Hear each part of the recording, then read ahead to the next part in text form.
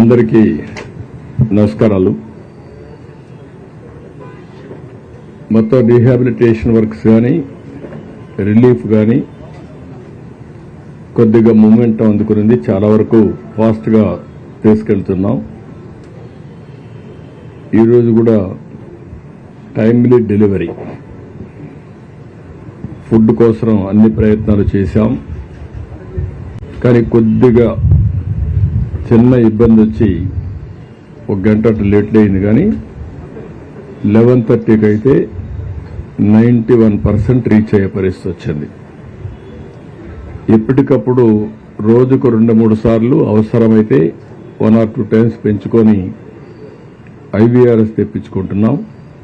ప్రజల అభిప్రాయాలు కూడా తీసుకుని ఏ విధంగా ప్లానింగ్ చేయాలి, ఏ విధంగా ఎక్కడెక్కడ మిస్ అయింది, అవసరమైతే సచివాలయం వారిగా ఫోన్ నెంబర్లు కూడా పంపించి ఎక్కడైతే ఫుడ్ అందలేదో అవి కూడా చేపించే కార్యక్రమాలకు శ్రీకారం చుట్టాం.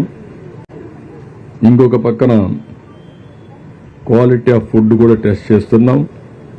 నిన్న కొన్ని ప్రాంతాల్లో వచ్చిన ఫుడ్ సరిగా లేదంటే దాన్ని కూడా డిస్కంటిన్యూ చేశాం. ఏది కూడా ఒక పద్ధతి ప్రకారం చేయడానికి అనేక చర్యలు తీసుకుంటున్నాం. ఇంకొక పక్కన ఎక్కడన్నా ప్యానిక్ రియాక్షన్ కానీ అనుమానాలు ఉంటే అవన్నీ కూడా నివృత్తి చేస్తున్నాం. నేను అది కూడా మాట్లాడతాను.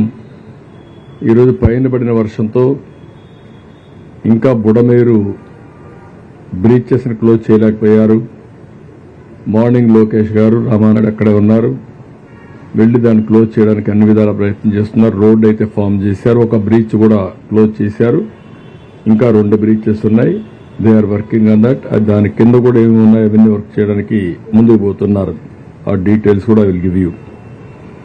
ఇంకొక పక్కన ఎలక్ట్రిసిటీ అయితే ఏ సబ్ స్టేషన్లో ఏ ట్రాన్స్ఫార్మర్ దగ్గర వాటర్ లేకపోతే అవి ఛార్జ్ చేసుకుంటూ ముందుకు వెళ్తున్నారు. సాయంత్రానికి చాలా వరకు కొన్ని వస్తాయి. నీళ్లుంటే మాత్రం ఈ షార్ట్ సర్క్యూట్ కానీ లేకపోతే ఏదైనా ప్రమాదం ఉంటుందనే ఉద్దేశంతో జాగ్రత్తగా వెళ్తున్నారు. ఇంకొక పక్కన మున్సిపాలిటీ వాటర్ సప్లై కూడా ఒక పక్క ట్యాంకర్స్ 182 ట్యాంకర్లు పనిచేస్తున్నాయి. పెద్ద ఎత్తున వాటర్ కూడా సప్లై చేస్తున్నాం. ఈ 2 సప్లై చేస్తున్నాయి. ఎక్కడికక్కడ మున్సిపల్ వాటర్ సప్లై కూడా ఆపరేట్ చేయడం ప్రారంభించారు. దీనివల్ల 1-2 రోజులు ఆ నీళ్లు వాడడానికి వీలు లేదు. టెస్ట్ చేయాల్సిన అవసరం ఉంది. క్వాలిటీ మీద బురద ఉంటుంది, ఇలాంటివన్నీ ఉంటాయి కాబట్టి అవన్నీ సప్లై ఒక టెస్టింగ్ అయిన తర్వాతనే ఎప్పుడు వాడాలి కూడా చెప్తారు. కానీ స్నానానికి ఇటుకు వాడుకోవడానికి అవకాశం ఉంటుంది. ఇంకొక పక్కన 62 మెడికల్ క్యాంపులు కూడా పెట్టాం. ఈ మెడికల్ క్యాంపులు కూడా పెట్టి అక్కడక్కడే వాళ్ళకి కావాల్సినవి కూడా ఇస్తున్నాం. ఇప్పటికే ఒక 50 దాకా ఫైర్ ఇంజిన్స్ వచ్చాయి. ఏవైతే ఇండ్లన్నీ కూడా క్లీన్ చేయడం పని ప్రారంభించారు. 2050 ఇంకొక 40-50 వస్తాయి. ఒక 100 పైన ఫైర్ ఇంజిన్స్ వచ్చి ఎక్కడికక్కడ ఈ బురద కానీ ఇన్సైడ్ హౌస్ అన్ని కూడా క్లీన్ చేసే బాధ్యత ఫైర్ ఇంజిన్స్ అన్నిటికీ అప్పచెప్పాం. ఆ పని కూడా చేస్తున్నారు. ఇంకొక పక్కన ఏదైతే 2100 మంది శానిటేషన్ వర్కర్స్ కూడా దించాం. వీళ్ళు కూడా ముమ్మరంగా పనిచేస్తున్నారు. ఇంకొక పక్కన ఏవైతే ప్రొక్లైన్స్ కూడా పెట్టి అదే మరి టిప్పర్స్ కూడా పెట్టి వేస్ట్ ఎక్కడైతే ఉంటుందో అవన్నీ కూడా క్లీన్ చేసే కార్యక్రమాన్ని పెద్ద ఎత్తున కూడా చేయమన్నాం. ఎక్కడ కూడా అపరిశుభ్రమైన ప్రాంతాలు లేకుండా చేయడం కోసం. ఇంకొక పక్కన ఎక్కడైనా కానీ మనుషులు చనిపోయి ఇంకెక్కడ బాడీస్ ఉంటే అవన్నీ తీసుకొచ్చే విధంగా పోస్ట్ మార్టం కూడా పూర్తి చేసి వాళ్ళ యొక్క బంధువులకు అప్పచెప్పే బాధ్యత కూడా తీసుకున్నాం. ఈ రోజు చనిపోయిన వాళ్ళందరికీ 5 లక్షల రూపాయల ఎక్స్గ్రేషియా కూడా లీగల్ హైర్స్ ఎవరైతే ఉన్నారో వాళ్ళందరికీ అని చెప్పి స్పష్టమైన ఆదేశాలు ఇచ్చాం. ఇది కాకుండా ఎక్కడైనా ఎనిమల్ బాడీస్ కనుంటే అవి కూడా ఏ విధంగా చేయాలనో సైంటిఫిక్గా డిస్పోజ్ చేయడానికి ఒక కార్యక్రమం ఇచ్చాం. అది కూడా అనిమల్ హస్బెండరీ డైరెక్టర్ ఆధ్వర్యంలో ఈ పని కూడా చేస్తున్నారు. ప్రతిరోజు నేను ముందు చెప్పినట్టు రోజుకు 3 సార్లు IVRS తెప్పించుకుంటున్నాం. దాన్ని బేస్ చేసుకుని అన్ని కార్యక్రమాలు చేస్తున్నాం. దగ్గర 32 మంది ఐఏఎస్ ఆఫీసర్లు పనిచేస్తున్నారు. ఇంకొక పక్కన మీరు చూస్తే 179 సచివాలయాలకి 179 మంది సీనియర్ ఆఫీసర్ని లేకపోతే ఐఏఎస్ ఆఫీసర్ని మొత్తం కూడా ఇన్ఛార్జెస్గా పెట్టాం. నిన్న last night alone 9,09,191 food packets distribute చేశాం. ఇంకొక పక్కన ఈరోజు మీరు చూస్తే పెద్ద ఎత్తున మార్నింగ్ అయితే 6 లక్షల ఫుడ్ పాకెట్స్ డిస్ట్రిబ్యూట్ చేశాం. 8,50,000 బాటిల్స్ ఆఫ్ వాటర్ డిస్ట్రిబ్యూట్ చేశాం. 3 లక్షల లీటర్లు మిల్క్ కూడా డిస్ట్రిబ్యూట్ చేశాం. ఒక 5 లక్షల బిస్కెట్ పాకెట్స్ కూడా డిస్ట్రిబ్యూట్ చేశాం. అదే మరి మధ్యాహ్నం నుంచి కూడా ఒక 5 లక్షల మందికి లంచ్ కూడా ప్రిపేర్ చేయమని చెప్పాం. అవి కూడా పంపించాం. అది కూడా డిస్ట్రిబ్యూషన్ జరుగుతూ ఉంది. ఇంకొక పక్కన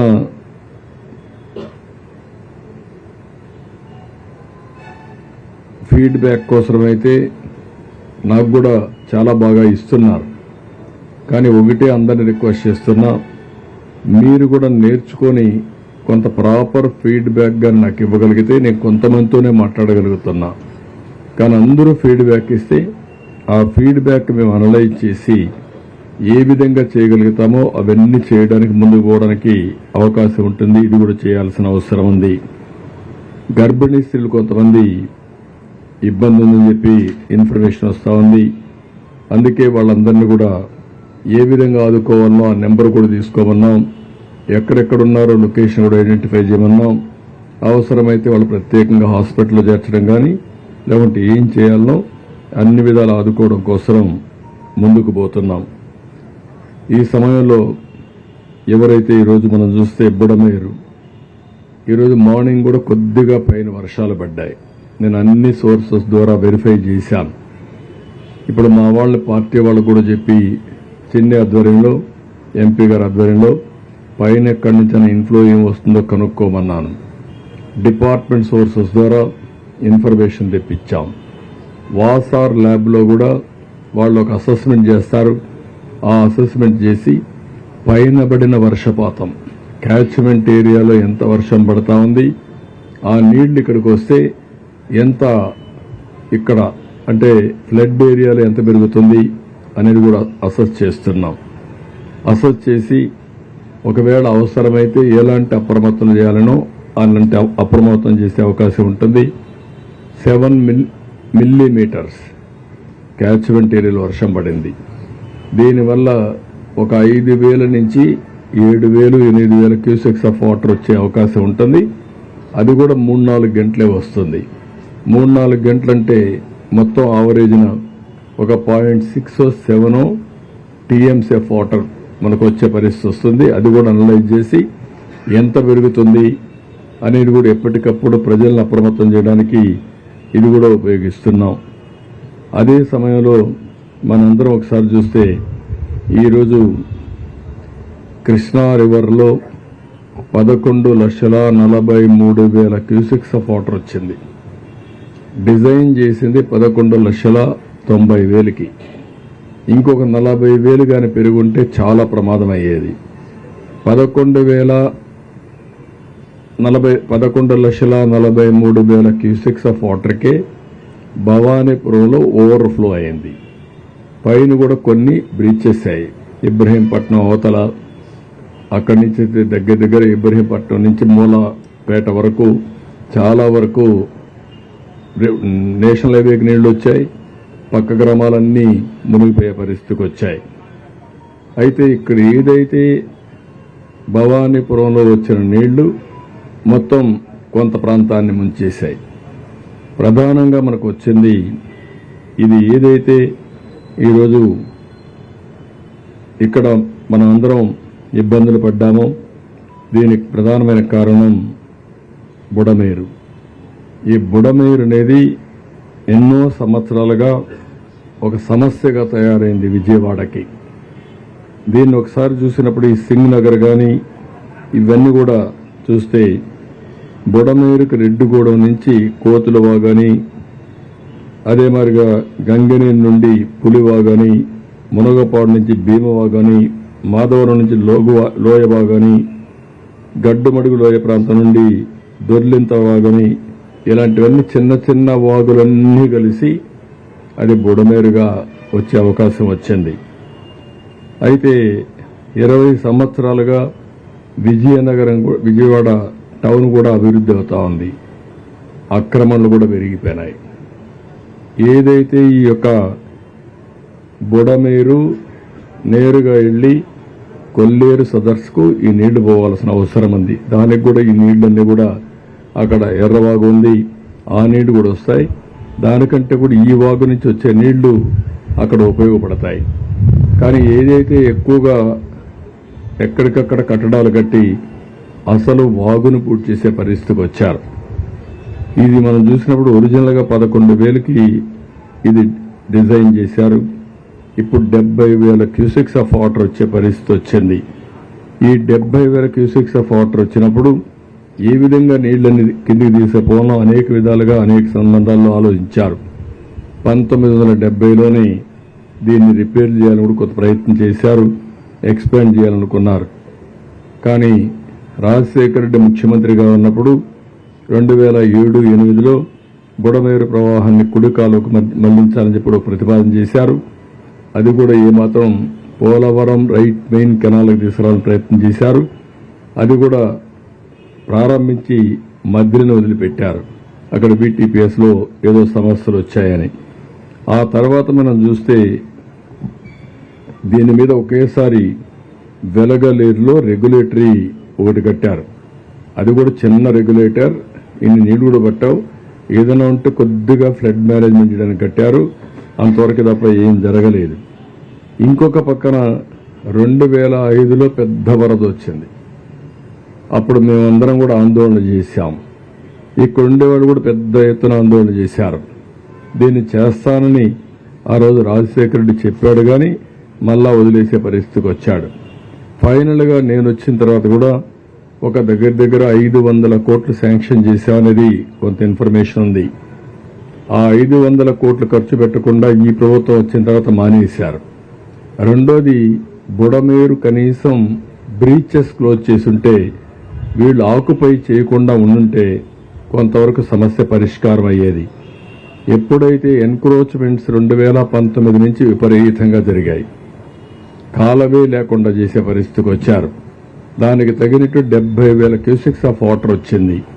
ఈ రెండు కలిసే కొందికి ఒక పక్క కృష్ణా రివర్లో వచ్చే నీళ్లు, ఇంకొక పక్క బుడమేరు నుంచి వచ్చే నీళ్లు, రెండు కూడా కలిపి మొత్తం విజయవాడ బీభత్సంగా తయారైంది. ఎప్పుడూ లేనటువంటి వరద వచ్చే పరిస్థితి వచ్చింది, ముంపు గురైంది. దీనికి కారణం మనం చూస్తే వైఎస్ఆర్ కాంగ్రెస్ పార్టీ మాట్లాడే మాటలు మీరు చూస్తున్నారు. పేపర్లో అదే పనిగా రాసుకుంటున్నారు. నేను ఒకటి అడుగుతున్నా, 2019 నుంచి 24 వరకు మీరు అధికారంలో ఉన్నారా లేదా? ఉంటే బ్రీచెస్ పెడితే ఏం చేశారు? ఎక్కడ నిద్రపోయారు? ఇంకా నేను బ్లంట్గా అడగాలంటే ఎక్కడ గాడులు కాస్తున్నారు? అలాంటి తప్పుడు పనులు చేసి మళ్ళా బురజలాలనే కార్యక్రమం నీచమైన కార్యక్రమం. ఈ ప్రభుత్వం వచ్చి 80 రోజులైంది. ఇంత మునుపు కూడా 1-2 సార్లు ఇదే మార్గం వస్తే నిర్లక్ష్యం జరిగింది. మనందరం కూడా ఆలోచించుకోవాల్సిన అవసరం ఉంది. కృష్ణా రివర్ కంటే చాలామంది అనుకుంటున్నారు కృష్ణా వల్ల ఫ్లడ్స్ వచ్చాయని. కాదు, కృష్ణా వల్ల కూడా కొద్దిగా వచ్చాయి. కానీ కృష్ణా నది కంటే బుడమేరు వల్ల ఎక్కువ నష్టం జరిగింది. బుడమేరులో కూడా ఈ విపత్తు రావడానికి ప్రధానమైన కారణం వీళ్ళు ఇష్టానుసారంగా ఏదంటే ఒక పక్క టౌన్ పెరిగింది, టౌన్ పెరిగిందని వాళ్ళ భూముల విలువ పెరిగాయి. దీంతో కబ్జా రాయుళ్ళు వచ్చారు. ఎక్కడికక్కడ వాగులు ఇవన్నీ కూడా కబ్జా చేసి మొత్తం ఇబ్బంది కలిగించే పరిస్థితి వచ్చారు. అవన్నీ కూడా సర్వే చేయమంటున్నా. ఎవరైతే కడాన పోలవరం రైట్ మెయిన్ కెనాల్లో కూడా మట్టి దిగేశారు. ఎంత నీచులంటే, ఎంత దుర్మార్గులంటే, ఒక కాలువ, ఆ కాలువని సపోర్ట్ ఇచ్చేది ఆ గట్టులు, అలాంటి గట్టులో కూడా మట్టి తీసేసే పరిస్థితికి వచ్చారు. అంత దుర్మార్గంగా ప్రవర్తించారు. అది కూడా ఎస్టాబ్లిష్ చేస్తాం. ఎవరైనా సరే ఇలాంటి ప్రజాద్రోహం చేసిన వ్యక్తుల్ని కఠినంగా శిక్షిస్తే తప్ప ఇలాంటి సమస్యలు రావు. ఒక వ్యక్తి దుర్మార్గానికి నగరం గజగజలాడింది. అమాయకులంతా కూడా చాలా బాధపడే పరిస్థితికి వచ్చారు. ఇది మళ్ళా పునరావృతం కాకుండా కూడా చూడాల్సిన అవసరం ఉంది. టెక్నికల్ డీటెయిల్స్ కూడా అనలైజ్ చేస్తున్నా. ఇంకా ఎవరైనా మేధావులు ఉంటే వాళ్ళు కూడా ముందుకు రండి, మీ ఆలోచన కూడా ఇవ్వండి.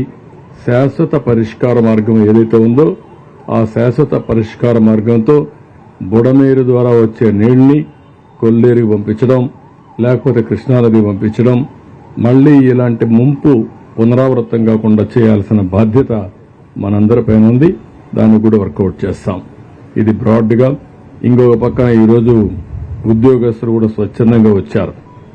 స్వచ్ఛందంగా వచ్చి joint action committee of employees, teachers, workers and pensioners Andhra Pradesh, వీళ్ళందరూ కలిసి చాలా ఆర్గనైజేషన్స్ ఇందులో ఉన్నాయి. ఏపీ జేఏసీ అని, లేకపోతే దానికి శివారెడ్డి చైర్మన్, ఇంకొక జనరల్ సెక్రటరీ, ఎస్టీయూ ఏపీ, అదే మరి ఇంకా మిగిలిన ఆర్గనైజేషన్లు అన్నీ కూడా ఏవైతే ఉన్నాయో దానికి అనుబంధంగా ఉండే వాళ్ళందరూ కూడా వచ్చారు. వాళ్ళందరూ వచ్చి బేసిక్ 1 డే ఇస్తామని చెప్పి ముందుకొచ్చి వారి విల్లింగ్నెస్ ఇచ్చారు. ఇంకొక పక్కన ఆంధ్రప్రదేశ్ సెక్రటరియట్ అసోసియేషన్ వీడు కూడా వచ్చి వాళ్ళు కూడా ఒక లెటర్ ఇచ్చారు. వాళ్ళు కూడా 1 డే బేసిక్ ఇస్తామని. వాళ్ళందరినీ మనస్ఫూర్తిగా అభినందిస్తున్నా. ప్రభుత్వం తరపున ధన్యవాదాలు తెలియజేస్తున్నా. ఇది అందరి బాధ్యత. మనందరం కలిసి సమిష్టిగా ఎదుర్కోవాల్సిన అవసరం ఉంది. ఎవరైతే కొంతమంది మీరు చూస్తే ఒకరిద్దరే దుర్మార్గంగా మాట్లాడుతున్నారు, కానీ ప్రజలందరూ కూడా స్వచ్ఛందంగా స్పందిస్తున్నారు. ఇది చాలా మంచి కార్యక్రమం. వాళ్ళని మనస్ఫూర్తిగా అభినందిస్తున్నాను. ఈరోజు డ్రోన్స్ కూడా పెట్టాం. నిన్నటికి ఈరోజు డ్రోన్స్ అయితే 45 పెరిగాయి. చాలా వరకు ఎక్కడికక్కడ పగడ్బందీగా చేస్తున్నాం. ఈరోజు సాయంత్రానికి చాలా వరకు కంట్రోల్కి వస్తుంది. రేపటికి మ్యాక్సిమం కంట్రోల్కి రావాలి. ఇది బ్రాడ్గా 1 or 2 డేస్లోనే నార్మల్స్ తీసుకొచ్చి, ఎంత వీలైతే అంత తొందరలో నార్మల్స్ తీసుకొచ్చి, ఏమాత్రం కూడా మళ్ళా డిసీజెస్ కూడా ప్రబలకుండా దానికి కూడా ఏమేం చేయాలో అన్నీ చేస్తున్నాం. సర్వశక్తులు ఒడ్డుతున్నాం. అన్ని చర్యలు తీసుకొని ఎట్టి పరిస్థితుల్లో కూడా బాధితులందరికీ న్యాయం చేసేట్టుగా ముందుకు పోతాం. వీలైతే ప్రజలందరూ కూడా రేపు ఓకే అంటే రేపే డిస్ట్రిబ్యూషన్ కూడా స్టార్ట్ చేస్తాం. ఫుడ్ పాకెట్సే కాకుండా వాటర్ ఇవన్నీ స్టెబిలైజ్ అయిన తర్వాత ఎసెన్షియల్ కమాడిటీస్ కూడా సాయంత్రం అనౌన్స్ చేస్తాం. అవి కూడా డిస్ట్రిబ్యూషన్ చేస్తాం.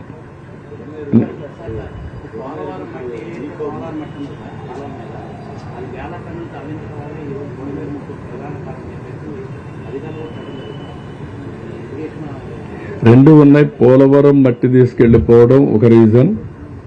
రెండో రీజన్ ఏదైతే బుడమేరు కొల్లేరుకు పోయే వాగుందో ఆ డ్రైన్ అది కూడా ఆక్రమించుకోవడం, నీళ్లే పోనీయకుండా చేయడం, రెండూ ఉన్నాయి. మూడోది బ్రీచెస్ పడితే పట్టించుకోకుండా పోవడం. ఇవన్నీ చేసి బురదజల్లే కార్యక్రమం చేయడం అన్నిటికంటే దౌర్భాగ్యం, నీచం. తప్పు చేసిన వాడు ఎదురుదాడి చేస్తే తప్పించుకోవాలనుకుంటే మాత్రం వదిలిపెట్టే సమస్య లేదు. తప్పు చేసిన వాడు తప్పు చేసినట్టు ఒప్పుకోకపోయినా సైలెంట్గా ఉంటే గమ్మునుంటాం తప్ప మళ్లీ ఎదురుదాడి చేయడం, ఇది కొత్త విద్య నేర్చుకున్నారు. ఈ రాష్ట్రంలో ఎప్పుడు లేదు. రాజకీయ పార్టీలు చాలా భయపడతాయి, ప్రజాభిప్రాయానికి తల ఒగ్గతాయి. ఇది ప్రజాభిప్రాయానికి కాదు, నేను చెప్పిందే ఏకపక్ష నిర్ణయం అనే ధిక్కార ధోరణి కానీ అహంభావం కానీ, అహంభావం ఇక్కడ చెల్లవు. అది కరెక్ట్ కాదు. నీ ఒక్క వ్యక్తి వల్ల, ఒక వ్యక్తి అసమర్థత వల్ల ఇన్ని లక్షల మంది బాధపడితే, ఇంకొక పక్క నేచర్ కూడా కలిసి రాకపోతే విక్కరించే విధంగా మాట్లాడడం దుర్మార్గమైన కార్యక్రమం. దాన్ని ఏమాత్రం కూడా ఉపేక్షించాం. చరిత్రలో ఎప్పుడూ పడని వర్షాలు పడ్డాయి. 37 సెంటీమీటర్ల వర్షపాతం ఎప్పుడన్నా విన్నారా మీరు? ఒక ప్రాంతంలో, ఒక జిల్లాలో 37 సెంటీమీటర్ల వర్షపాతం పడడం. ఇది కళింగపట్నం దగ్గర క్రాస్ కావడం. కళింగపట్నంలో క్రాస్ అయింది కూడా వర్షాలు పడకుండా ఖమ్మం, నల్గొండలో మళ్లీ పడి, ఏదైతే కృష్ణానది పరివాహక ప్రాంతంలో మళ్లీ పడి బుడమేరు బొంగడం, ఇవన్నీ కూడా జరిగితే సానుకూలంగా స్పందించి ఏ విధంగా ఎదుర్కోవాలనో ఎదుర్కొనే సమయంలో మీరు సహకారం ఇవ్వకపోతే పోతారు, కానీ ఇలాంటి తప్పుడు ప్రచారం చేయడం, ఏదో అమరావతి మునిగిపోయిందంట, వీళ్ళని ముంచాలు తీసుకొచ్చి అక్కడ అప్పుడే బుద్ధి వస్తుంది వీళ్ళకి. అమరావతి మునిగిపోయిందని ఎవరు చెప్పాడు మీకు? లేకుంటే అక్కడనే పోడ్చాల వీళ్ళ శ్మశానం అన్నారు, అక్కడనే పోడ్చాల, అప్పుడే బుద్ధి వస్తుంది. మనుషులకు బుద్ధి జ్ఞానం ఉండాలి, ప్రజాహితం కోసం పనిచేయాలి. దుర్మార్గంగా మహాడే కార్యక్రమాలు చేస్తున్నారు. ఎడారంటారు, ఎడారండి అమరావతి? ఇంకా సిగ్గు రాలేదు మీకు? అంటే ప్రజలు వింటారు కాబట్టి ఎదురుదాడి చేస్తారా మీరు? ఎన్ని రోజులు ఎదురుదాడి చేస్తారు? ఎదురుదాడి చేస్తే ప్రజలే చూసుకోవాల్సిన అవసరం ఉంది. ఇలాంటి వాళ్ళని సంఘ బహిష్కరణ చేయాల్సిన అవసరం ఉంది. ఈ నేరస్తులు దబాయిస్తే భయపడిపోతాం అనుకుంటున్నారు, కానీ ఎవరు ఇక్కడ భయపడరు. ఈరోజు కూడా పేపర్లో చూస్తున్నా, ఒక యజ్ఞం మారిగా ప్రజలను కాపాడడానికి మేము ప్రయత్నం చేస్తా ఉంటే ఒక రాక్షసుల మారిగా విధ్వంసాన్ని సృష్టిస్తున్నారు. ఎక్కడిది న్యాయం? మేము ఒక పక్కన ప్రజల కోసం ముందుకు పోవాలన్నా, ఇంకొక పక్కన వీళ్ళు చేసే తప్పుడు ప్రచారాన్ని ఖండిస్తూ కూర్చోవాలన్నా? ఈరోజు మళ్లీ వర్షం పడిందంటే మేము భయపడుతున్నాం. మళ్ళా బుడమేర పొంగితే నీళ్లు వస్తే ప్యానిక్ రియాక్షన్ వస్తుందని మేము భయపడుతున్నాం. వీళ్ళకి బాధ్యత లేదండి? వీడు సమాజ హితం కోసం ఉండే పార్టీ అంటే ఇది? ఇలాంటి దుర్మార్గులు రాష్ట్రంలో ఉండడం కూడా అర్హత ఉందా నేను అడుగుతున్నా. ఎక్కడో ఉండేవాళ్ళు సినిమా యాక్టర్లు వస్తున్నారు, పారిశ్రామికవేత్తలు వస్తున్నారు, మామూలు వ్యక్తులు వచ్చి మీరు కష్టపడుతున్నారు, మేము కూడా మా డొనేషన్లు ఇస్తామని చెప్పి సంఘీభావాన్ని తెలియజేయడమే కాకుండా ఆర్థిక సహాయం చేస్తున్నారు, చేతనైనంత వరకు పనిచేస్తున్నారు. ఇప్పుడు ఎంప్లాయీస్ని పిలవలేదు, వాళ్లే వచ్చారు. అది వాళ్ళ స్ఫూర్తి. ఇది ప్రజల స్ఫూర్తి. ఒక రాజకీయ పార్టీ ముసుగులో నేరస్తులు చేసే దౌర్జన్యం, అరాచకాలు. ఈ అరాచకాలు ఈ రాష్ట్రంలో జరగవు. అలాంటి అరాచకాలు చేసే వ్యక్తుల్ని ఎట్టి పరిస్థితుల్లో ఉపేక్షించాం. ఆ విషయం మీరు గుర్తుపెట్టుకోవాల్సిన అవసరం ఉంది. బాధ. రాత్రి మగుళ్ళు కష్టపడుతున్నాం, ఎంతో మంది కష్టపడుతున్నారు. ఆఫీసర్లందరినీ ఎప్పుడూ బురదలో తిరగనటువంటి ఆఫీసర్ని బురదలో తిప్పి పని చేపిస్తున్నాం. కోప్పడుతున్నాం. తప్పదు, వెళ్ళాలి, ఉండాలి, కూర్చోవాలి. ఒక సీనియర్ ఆఫీసర్ ఫీల్డ్కి రారు. అలాంటిది రోజు చీఫ్ సెక్రటరీతో సహా అందరినీ ఫీల్డ్లో పెట్టి పని చేపిస్తున్నాం. అది మా కమిట్మెంట్. బురదల్లే కార్యక్రమం మానండి. సిగ్గుంటే చేసిన తప్పు క్షమాపణ చెప్పుకోండి. కనీసం మీకు కాన్షియస్నెస్ ఉంటే ఆ కాన్షియస్నెస్ ప్రకారం మనసులోనే మీరు క్షమాపణ కోరండి, ప్రజాహితం కోరితే. అంతేగాని ఇష్ట ప్రకారం మాట్లాడితే మంచిది కాదు. నేను ఎప్పుడు రాజకీయాలు చేయను. సంక్షోభ సమయంలో ఎప్పుడు నా దేశంతా ఒకే ఫోకస్ ఉంటుంది. ఈరోజు డ్రోన్స్ తీసుకొచ్చాం, హెలికాప్టర్లు తీసుకొచ్చాం. ఈరోజు మార్నింగ్ కూడా హోమ్ మినిస్టర్తో మాట్లాడాను. వారిని కూడా రమ్మన్నాను, టీమును పంపిమన్నాం, మళ్ళా లెటర్ రాస్తున్నాం. అన్ని విధాలా మేము చేయాల్సిన పనులన్నీ చేస్తామంటే ఈ రాక్షస మూక ఎక్కడికెక్కడ అడ్డం వేయడం, ఇష్టానుసారంగా ప్రవర్తించడం, డిస్టర్బ్ చేయడం, ప్రజల్ని మభ్యపెట్టడం, ప్రజల్ని భయభ్రాంతులను చేయడం, ఇది వీళ్ళు చేసే పని. అమరావతి మునిగిపోతుందంటారు, లేదంటే మొత్తం ఇక్కడ జరగడానికి బుడమేరుని ఏదో గేట్లు ఎత్తేసారంటారు. మా ఇల్లు కాపాడుకోవడానికి ఆ నీళ్లు తీసుకొచ్చి ఇక్కడ వదిలిపెట్టామంటారు. బుద్ధి జ్ఞానం ఉండాలి, కనీసం ఇంగిత జ్ఞానం ఉండాలి. మాట్లాడేటప్పుడు ప్రజలు కూడా వాచ్ చేస్తారని ఆలోచన ఉండాలి. నేను అందుకే ప్రజా చైతన్యం కోసం మాట్లాడుతున్నా. నా సొంతం కోసం కదా, నన్నేమీ చేయలేరు వీళ్ళు, అది వేరే విషయం. ఈ రాష్ట్రం ఏమవుతుంది ఇలాంటి దుర్మార్గుల వల్ల? కష్టాల్లో ఉన్నప్పుడు సానుభూతి చూపించకుండా విషాన్ని జిమ్మే వాళ్ళని ఏమనాలి? ఎందుకు ఇలాంటి పైశాచిక ఆనందాన్ని పొందుతున్నారు నాకైతే అర్థం కావడం లేదు. అందుకే చాలా స్పష్టంగా ఖండిస్తున్నా. ఎన్నిసార్లు చెప్పితే అన్నిసార్లు మీరు క్షమాపణ చెప్పే వరకు మిమ్మల్ని వదిలిపెట్టాను, గుర్తుపెట్టుకోండి. ఈరోజు నేను డీటెయిల్డ్గా అవసరమైతే 1-to-1 అమరావతి ఉంది. డే వారీగా ఎప్పుడ నీళ్లు ఉన్నాయండి అక్కడ? మాస్కింగ్ ఆఫీస్ చూశారు మీరు? ఎవరు నీళ్లు లేకపోతే ఉన్నాయని ఫోటో వేస్తావు పేపర్లో, ఏదో పేపర్ అది ఏమనాలి వెళ్ళి. రెండోది బుడమేరు గురించి అసత్యాలు ప్రచారం చేస్తూ గేట్లు ఎత్తేసారంట. మా ఇల్లు కాపాడుకోవడం నీళ్లు అక్కడ వదిలిపెట్టావంట, ముంచేసావంట. అందరి ఇళ్ళకి నీళ్లు వచ్చాయి, అదేం పెద్ద బాధ లేదు. మా ఇంట్లోకి నీళ్లు వస్తే వస్తాయి. ఏమైపోతుందండి దానికి? వచ్చాయి, పోయినాయి. ఇల్లు కూలిపోతుందని పారిపోయానంట. బుద్ధి జ్ఞానం అండ. కాలమ్స్తో కడితే, కాంక్రీట్తో కడితే ఆ ఇల్లు ఎవరిది? నాది కూడా కాదు, రెంటెడ్ ఇల్లు. అది కూడా ఓర్వలేని మనస్తత్వం అంటే ఏం చెప్పాలి? వాళ్ళ వారికి ప్యాలెస్లు కట్టుకొని నేను ఉండడం లేదు. ఇవన్నీ చాలా దారుణమైన పనులు చేస్తున్నారు. నేను చెప్పకపోతే నేను డిఫాల్టర్ని అవుతాను. అందుకే ప్రభుత్వం 2 కార్యక్రమాలు చేయాలి. యజ్ఞం చేయాలి, ప్రజల బాగు కోసం సేవా కార్యక్రమాలు చేయాలి, రాక్షసుల్ని ఎదుర్కోవాలి, వాళ్ళతో యుద్ధం చేస్తూ యజ్ఞం చేయాలి. ఆ పరిస్థితిలో ఉన్నాం. ప్రజాస్వామ్యులు ఉండవు. ప్రజాస్వామ్యంలో భయపడతారు, కానీ మళ్ళా రాక్షస రాజ్యాలు గుర్తొస్తున్నాయి.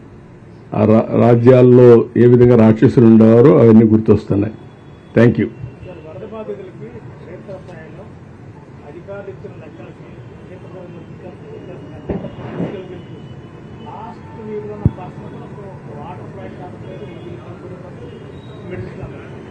నేనేమంటానంటే ఈరోజు మెడికల్ క్యాంపులు పెట్టాం, మెడిసిన్స్ ఇస్తున్నాం.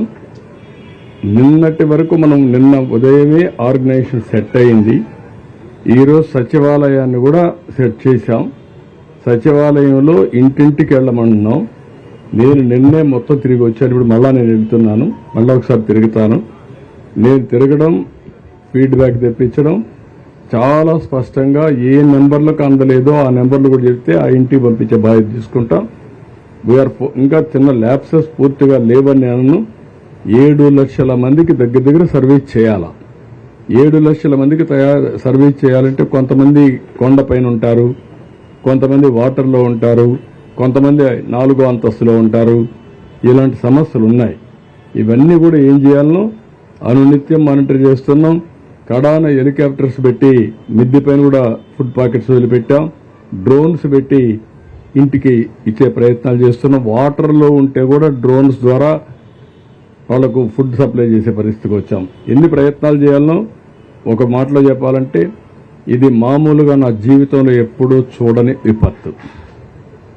ఒక ఉధృత్ తుఫాన్ వచ్చింది, ఒక హరికేన్ తుఫాన్ వచ్చింది, చెట్లన్నీ రోడ్లో పడిపోయినాయి. బుల్డ్రౌజర్స్ ఆ పక్క ఈ పక్క పెట్టి తీసుకెళ్లిపోయాం. ఇప్పుడు వాటర్ని తీయలేమే. ఎక్కడ చూసినా వాటర్ ఉంటే వాటర్ని అంత ఈజీగా తోడేయలేం కదా. ఇలాంటి ఇబ్బందులు ఉన్నాయి. కానీ ప్రజలకు జరిగిన నష్టం భయంకరమైంది. చాలా సఫర్ అయ్యారు. నేను దాంట్లో అనుమానం లేదు. దాన్ని ఏ విధంగా అధిగమించాలో అన్ని విధాలు అధిగమిస్తాం.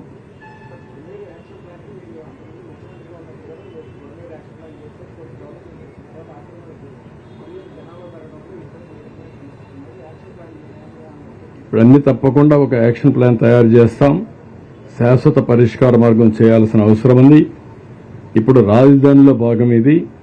రాజధానిలో భాగమైనప్పుడు ఇలాంటి ముంపు గురైతే చాలా ప్రమాదం ఉంటుంది. పగడ్బందీగా చేస్తాం. Will do it.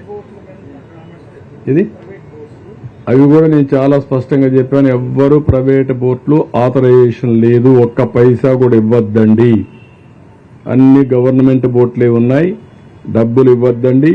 రెండోది ట్రాక్టర్లు ఎన్ని కావాలంటే అన్ని పెట్టాం. ట్రాక్టర్ల ద్వారా పబ్లిక్ ట్రాన్స్పోర్టేషన్ కూడా పెట్టాం. ఇంట్లో కూర్చొని బాధ ఉంటే పక్కన ఏదైనా కొనుక్కోవాలన్నా పోలేకపోతున్నారు వాటర్లో. ట్రాక్టర్లు పెట్టి ఆ ట్రాక్టర్లు తీసుకుపోతున్నాం. కొన్ని బస్సులు కూడా పెట్టాం, ఎక్కడన్నా బయట రావాలంటే అలాంటి అన్ని సదుపాయాలు చేశాం. ఏది ఇప్పుడు నేను చూసి చెప్తాను, మీకు పేరుతో సహాయం ఇమ్మంటాను.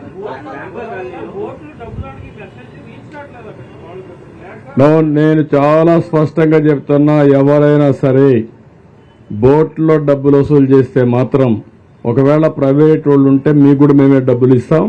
డబ్బులు వసూలు చేయొద్దండి. వసూలు చేస్తే మాత్రం నేను మీద కేసు పెట్టిస్తా, జైల్లో పెట్టిస్తా. నేను చాలా స్పష్టంగా చెప్తున్నా. నేను రేపటి నుంచి జరిగే పరిణామాలు కూడా ఈరోజు ఊహించుకుని కూరగాయలు రేట్లు పెంచేస్తారని, కూరగాయలన్నీ మేము కూడా తెప్పించి ఎక్కువ డంప్ చేసి ఫిక్స్డ్ ప్రైస్ పెడదాం అనుకుంటున్నా. 2 రేట్లు ఉంటాయి, మళ్ళా కన్ఫ్యూజన్ లేకుండా. ఎన్ని వ్యాన్లు కావాలంటే అన్ని వ్యాన్లు పెట్టి ఆ కూరగాయలు అమ్ముతాం. అది ఎంత రీజనబుల్ ప్రైస్ మధ్యాహ్నం మీకు చెప్తాను. అదే రేటుకి అమ్మాలా. అది కూడా గవర్నమెంట్ అవుట్లెట్సే పెడతాం. అవుట్లెట్స్ పెట్టి ఎక్కడికక్కడ డిస్ట్రిబ్యూట్ చేస్తాం. బిగినింగ్లో చాలా సఫర్ అయ్యారు. సఫర్ అయిన వాళ్ళకి ఇంకా ఇబ్బందులు పెట్టడం కరెక్ట్ కాదు. ఎవ్వరు ₹1 వసూలు చేసినా మానవత్వం లేకుండా చేస్తే చాలా సీరియస్గా ఉంటుంది. మళ్ళా డోంట్ మిస్టేక్ మీ, నేను అరెస్ట్ చేయించిన ఆశ్చర్యం లేదు. దొరికితే మాత్రం అరెస్ట్ అయ్యి. కూరగాయలు కూడా చాలా స్పష్టంగా చెప్తున్నా, అప్పీల్ చేస్తున్నా. నేను అందుకనే బయట ఉండి హార్టికల్చర్ డిపార్ట్మెంట్ చెప్పా, బయట కూరగాయలను తెమ్మని చెప్పాను, డంప్ చేస్తాను. ఇదే మరి నాకు విశాఖపట్నంలో 2వ రోజు 3వ రోజు కూరగాయల రేట్లు పెంచేశారు. మన బాధ మంది, వాళ్ళ అవకాశం వాళ్ళది. ఇది మంచిది కాదు. నిత్యావసర వస్తువుల సరుకులన్నీ కూడా ధరలు పెంచడానికి వీల్లేదు. నేను విజిలెన్స్ అప్పుడే యాక్టివేట్ చేశాను. వాళ్ళకు కూడా చెప్పాను, మీ డ్యూటీ ఇది, ఎక్కడికక్కడ యాక్టివ్గా ఉండండి. ఎవరైనా చేస్తే మాత్రం ఎసెన్షియల్ కమాడిటీస్ యాక్ట్ కింద చర్యలు తీసుకుంటాం. జాగ్రత్తగా ఉండమని హెచ్చరిస్తున్నా. ఏదో కష్టకాలంలో ఉంటే మనం కూడా ఎక్స్ప్లాయిట్ చేయడం మంచిది కాదు. మీరు ఎక్కడున్నా చెప్పితే తీసుకురావడానికి సిద్ధంగా ఉన్నాం. మీ ఫోన్లో కూడా డెడ్ బాడీ ఎక్కడ కనపడినా ప్రజలకు కూడా విజ్ఞప్తిస్తున్నా, ఒక ఫోన్ చేయండి, పంపించండి. ఆటోమేటిక్గా మాకు జీపీఎస్ వచ్చేస్తుంది, నేరుగా వెహికల్ పంపిస్తాం. ఎక్కడికక్కడ మహాప్రస్థానం వెహికల్స్ ఉన్నాయి. యానిమల్ డెడ్ బాడీస్ని కూడా రిమూవ్ చేయడానికి వెహికల్స్ ఉన్నాయి. అవన్నీ కూడా రెడీగా పెట్టి కంట్రోల్ రూమ్ నుంచి మెసేజ్ ఇస్తాం. ఇమీడియట్గా తీసుకొచ్చే బాధ్యత తీసుకుంటాం. అందరూ సహకరించాలి. ఒకప్పుడు మీరు గుర్తుపెట్టుకోవాలి, హరికేన్ తుఫాన్లో ఇదే మరిగా డెడ్ బాడీస్ కానీ అనిమల్ బాడీస్ ఉంటే వాళ్ళని డిస్పోజ్ చేయమని ఫోటో తీసి పంపిస్తే డబ్బులు ఇచ్చాను నేను. అది 96, 97లో. ఇప్పుడు కూడా అందరినీ కోరుతున్నాను, కనీసం ఫోన్ మీరు పంపించకపోయినా చెప్పలేకపోయినా ఒక ఫోటో తీయండి, మా కంట్రోల్ రూమ్ పంపండి, ఇమీడియట్గా పంపిస్తాను.